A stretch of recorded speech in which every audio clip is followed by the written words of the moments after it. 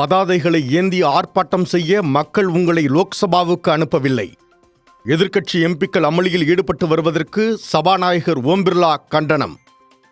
19 மணி நேரம் மற்றும் 13 நிமிடங்கள் லோக்சபாவின் நேரம் வீணடிக்கப்பட்டுள்ளதால் பல உறுப்பினர்களுக்கு பேசும் வாய்ப்புகள் பாழாகின்றன என கவலை.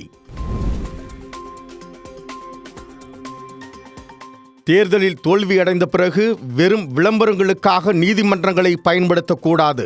பீகார் சட்டசபை தேர்தலின் போது தேர்தல் நடத்தை விதிகள் மீறப்பட்டுள்ளதாகவும், தேர்தல் அறிவிப்புக்கு சற்று நேரத்திற்கு முன்பு பெண்கள் வேலைவாய்ப்பு திட்டத்தின் கீழ் மகளிருக்கு 10,000 ரூபாய் வழங்கப்படும் என்று ஆளும் கட்சி அறிவிப்பை வெளியிட்டதாக கூறி உச்சநீதிமன்றத்தில் தொடர்ந்த வழக்கில் ஜன்சுராஜ் கட்சியின் தலைவர் பிரசாந்த் கிஷோருக்கு நீதிமன்றம் அறிவுறுத்தல்.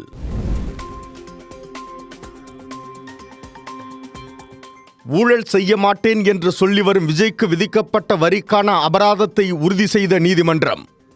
இனி நாங்கள் ஒன்று சேர்ந்து அவரை எதிர்த்து ட்ரம் அடிப்போம் என்றும், மதுரையில் பிரதமர் மோடி பங்கேற்கும் பொதுக்கூட்டம் 1ஆம் தேதிக்கு மாற்றம் செய்யப்பட்டுள்ளதாக பாஜக மாநில தலைவர் நயினார் நாகேந்திரன் பேட்டி.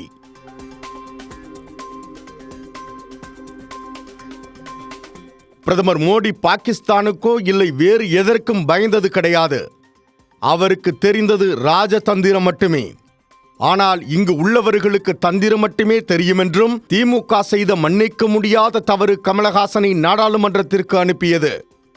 கமலஹாசனின் பேச்சால் தமிழ்நாடு தலைகுனிந்து நிற்கிறது என தமிழக பாஜக முன்னாள் தலைவர் தமிழிசை சவுந்தரராஜன் பேட்டி.